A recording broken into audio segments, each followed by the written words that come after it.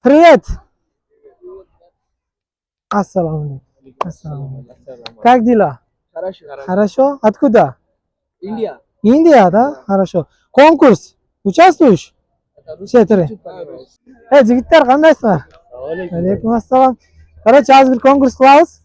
Мына үчөө менен, мына арканда 6 метрлик тартып көрөсүңөр. Уткан командага 3000 сом приз. Ачып көргүлө. Мына үчөөсү менен. Давайте. Покажите силу. Ой, come on. Давай. बोल के दिखा देना ग्राउंड Короче, середина. Вот здесь. में उठा भाई Давай. Сюда. Давай, чё? क्या नाम रहा Ne korkuyorsunlar? Давай. आगे और जीत रहे İşte gitpet. İndeslerdi utip koyasınlar jende. पकड़ना रस्सी का Так, середина, подожди. Окей. Подожди. 1 minute. Подожди, ortasını toplayalım. Mına ortasını karmağın, ortasını tavayla, üçünü karma.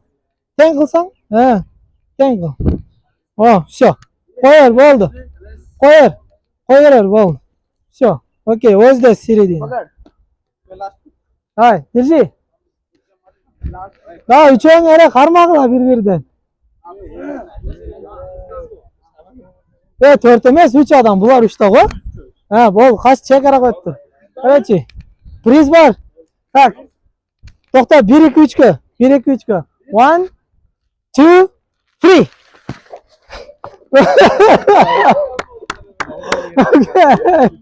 Молодец.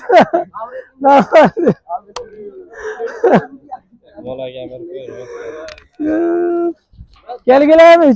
Üçüncü var kana. Ocak kelgile. Arm wrestling. Okey, arm wrestling koy. Kim kaçtı özü? Tarttım aga. Buna 3 oynar ha? Aklımla kaldı.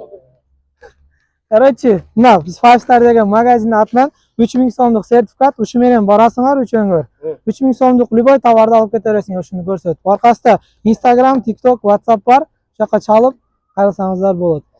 Силерге дагы нормально, ha? खेलना तो आमरे Приз. Ма. मैं tarttım geldi. कुछ तो मिला भाई